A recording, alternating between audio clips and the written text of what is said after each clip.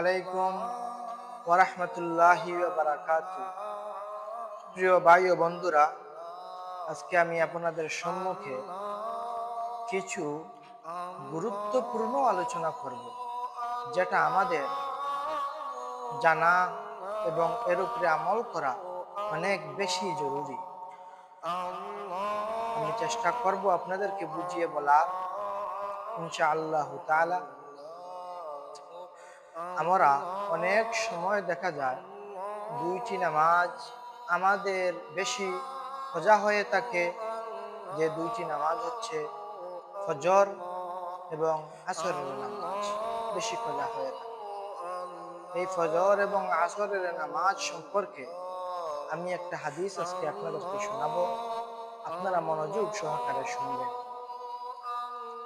আল্লাহর হাবিব সাল্লাল্লাহু আলাইহি ওয়াসাল্লাম বলেন, আল মালাইকাতু ইয়াতাআকাবুনা ফীকুম, ফারিস্তারা প্রতিনিয়ত আমাদের কাছে এসে থাকেন। মালাইকাতুম বিল লাইলি ওয়া মালাইকাতুম বিন নাহার ওয়া ইয়াজতামিউনা ফি সালাতিল ফজরি ওয়া সালাতিল আসর। দিনের ফারিস্তা এবং রাতের ফারিস্তা ওয়া ইয়াজতামিউনা জমা হয়ে থাকেন ফি সালাতিল ফজর ওয়া সালাতিল আসর, यानी ফজরের নামাজের মধ্যে এবং আসরের নামাজের মধ্যে ফেরেশতারা প্রতিনিয়ত আমাদের কাছে এসে থাকেন।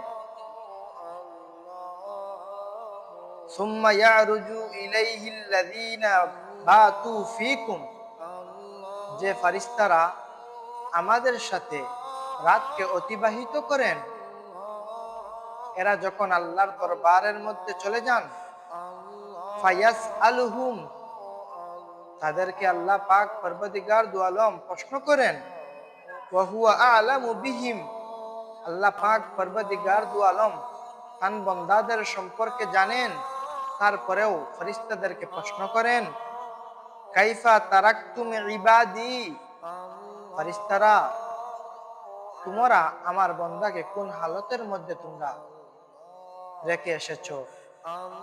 ওই সময় কালু, ফেরেশতারা জবাব দেন, তারাকনাহুম ওয়া হুম ইউসাল্লুন, আল্লাহ তোমার বান্দাকে আমরা নামাজের মধ্যে রেখে এসেছি, তোমার বান্দাকে আল্লাহ আমরা নামাজের মধ্যে রেখে এসেছি।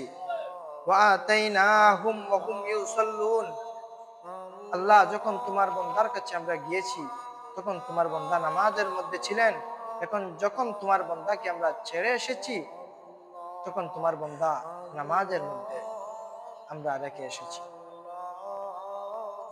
বলেন তো, আমরা যদি আসরের নামাজ এবং ফজরের নামাজের মধ্যে না থাকি, তাহলে বলেন ফেরেশতারা আল্লাহর দরবারের মধ্যে কি জবাব দিবেন?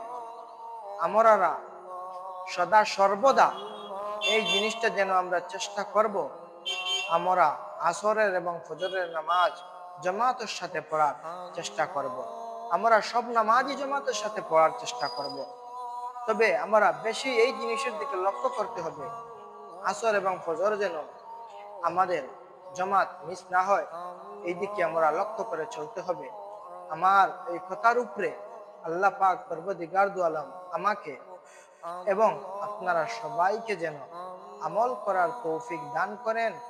আমিন সুম্মা আমিন। আসসালামু আলাইকুম ওয়া রাহমাতুল্লাহি ওয়া বারাকাতুহু।